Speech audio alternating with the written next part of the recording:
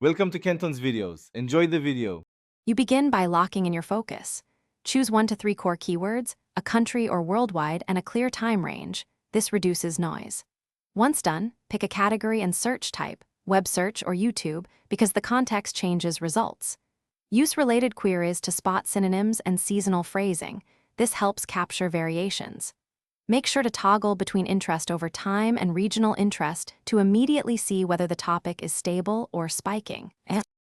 Next, layer in comparative analysis. Add up to 5 terms and watch how Google Trends normalizes each against peak interest. This reveals relative popularity. Once you add terms, switch granularities, 5-year, 90-day, or 7-day, because short windows expose spikes while long windows show cycles. Also, drill into subregions and cities to find local pockets of demand. This guides targeting. Make sure to toggle categories and search types again to confirm the comparison holds across contexts. Finally, export the CSV and open it in your spreadsheet to compute ratios, moving averages, and seasonal indexes. This converts trends into actionable metrics. Once analyzed, cross-check against sales or traffic data. Correlation validates insight.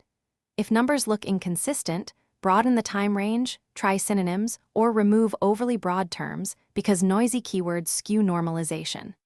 A key troubleshooting tip: if a topic shows no data, reduce specificity or expand geography.